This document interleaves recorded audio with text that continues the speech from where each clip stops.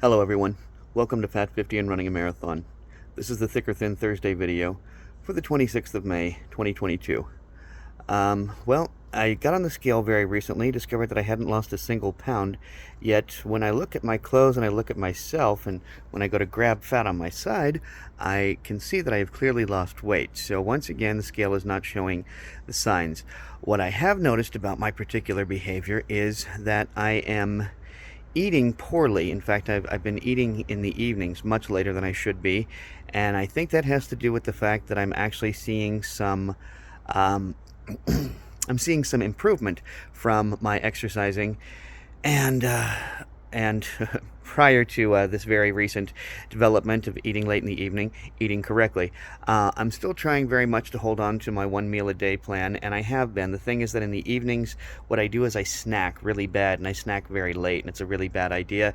And it's something that I think I've been doing because here's what happens with me. And maybe, I don't know whether anybody else experiences this or not. I've discussed this with my cousin who's a personal trainer, and she says that she's heard of other people experiencing this, but she's never known anybody who personally did. And what happens with me is I exercise and I exercise and I eat right and I do everything that I'm supposed to do, and I don't lose any weight. And then I say, okay, the hell with it. And I go back to, eating whatever I want, doing whatever I want.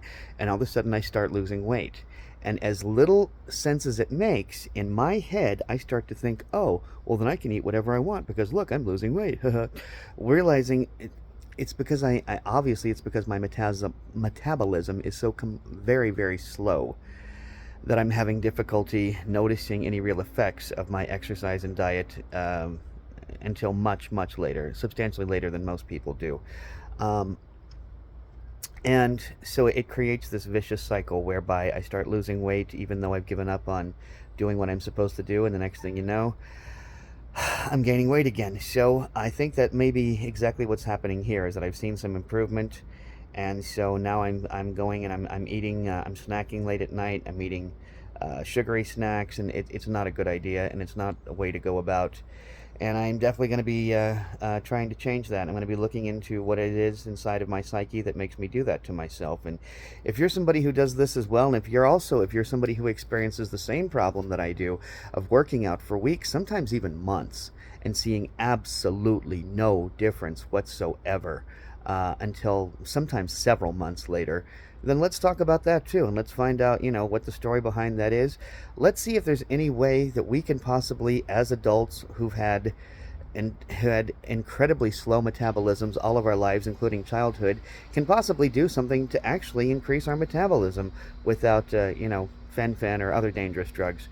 So anyway, that is my endeavor right now. I figure I've got, I still am, I have not really investigated how one can go about speeding up the metabolism, but surely there's got to be a way, and I'm going to be looking into that, and hopefully the next few videos will be more about that. Nancy and I are working things out. We really are trying to get it to the point where we can make more videos and more content videos, and my cousin Carly had the great idea of maybe recording in a car, which, considering I live with so many people and have a house that's kind of loud, that may be an option for me. So I'll be looking into that too. But we are trying our best. And anyway, I thank you for watching. And remember, only by taking care of ourselves first are we capable of taking care of others. Topher.